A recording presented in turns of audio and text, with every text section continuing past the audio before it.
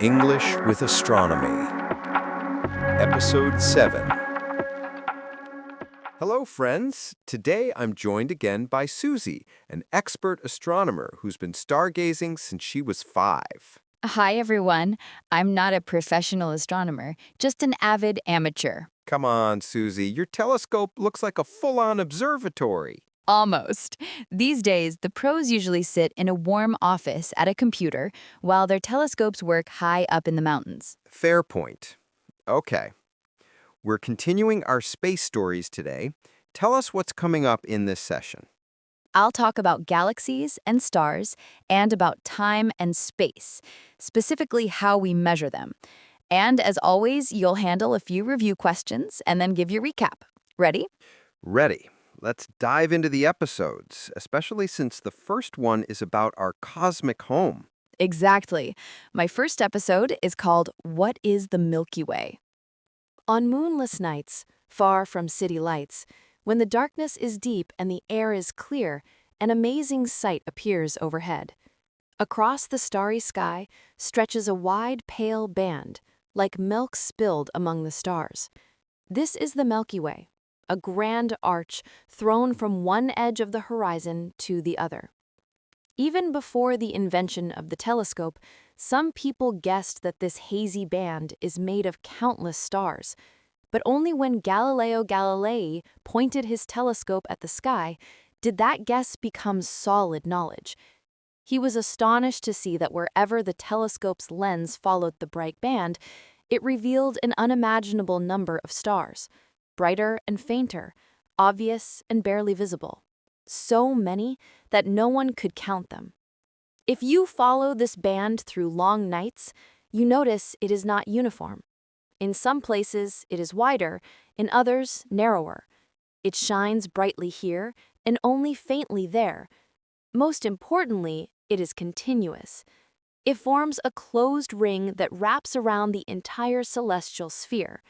In northern latitudes, it passes through the constellations Aquila and Cygnus, crosses Cepheus and Cassiopeia, and touches Taurus. In the southern hemisphere, it runs through the Southern Cross, Scorpius, and Sagittarius. In Sagittarius, the band grows especially bright and wide, and this is no accident. In that direction lies the center of our galaxy. What is the Milky Way in reality? It is not just a stripe in the sky, not a decoration, and not a heavenly river. It is our home. It is a giant, flat disk of stars, gas, and dust wound into an elegant spiral with several arms.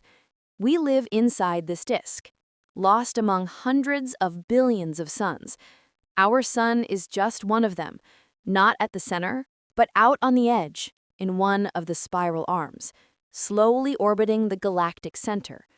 One full circuit takes about 200 million years. Astronomers call this span a galactic year. The very center of the galaxy is hidden from our eyes by thick clouds of cosmic dust in the constellation Sagittarius.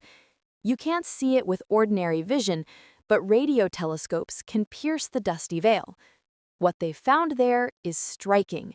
At the heart of the Milky Way lies a supermassive black hole.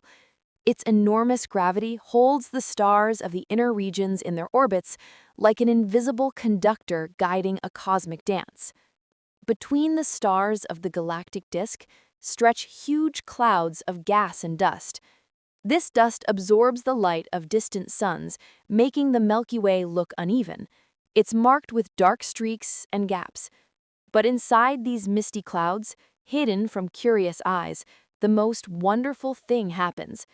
New stars are born. One of the best-known nebulae is in the constellation Orion, just below the 3 stars of his belt.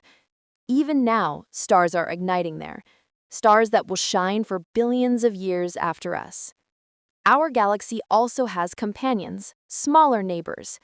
The large and small Magellanic Clouds, seen in southern skies as 2 hazy patches, are actually dwarf galaxies orbiting the Milky Way. There are other very tiny satellite galaxies, barely visible even in powerful telescopes. Together, with our galaxy and the nearby Andromeda galaxy, they form the local group, a small family of galaxies adrift in the vast universe. City lights, millions of lamps and spotlights, wash out the faint glow of distant stars with artificial brightness. But if you travel far away, to the mountains, the steppe, or the desert, the band of the Milky Way appears again in all its glory, broad and sparkling, as if someone scattered billions of grains of milky dust across the black velvet of the sky. That's the end. Time for your questions. Thanks. Here are a few questions about our galaxy. First, what is the Milky Way? Second, what role did Galileo's telescope play in understanding the true nature of the Milky Way? Third, why does the Milky Way look especially bright and wide toward the constellation Sagittarius? And finally, how long is one galactic year, and what does that term mean? And now, my recap. On a dark, moonless night, look up, and there it is, a pale river arcing overhead, the Milky Way. Not clouds, not smoke. Galileo aimed a small telescope at that glow, and, surprise, it shattered into countless stars. It isn't even or tidy. The band swells and thins, bright here, dim there, yet it loops all the way around the sky. Down towards Sagittarius, it billows widest and brightest. That's the direction of our galaxy's crowded center. Zoom out in your mind. Our home is a flat spiral. Stars, gas, and dust braided into several arms. The sun? Just one ordinary star parked in a side lane, taking roughly 200 million years to make a single lap around the galactic hub, a galactic year. Those inky gaps slicing the glow? Dust clouds. They block distant starlight, carving dark rifts. But inside, stars are being born. Think of nurseries like the Orion Nebula, where gravity gathers gas and lights the fuse. Deep in the center, radio telescopes reveal the heavyweight that choreographs nearby stars, a supermassive black hole. No devouring everything in sight, just gravity setting the rhythm. We're not alone either. Our galaxy has little companions, the large and small Magellanic Clouds, and with Andromeda, we're part of a neighborhood called the Local Group. Your recaps get more engaging each time. Glad you think so. I hope it helps our listeners remember the stories better. Shall we move on?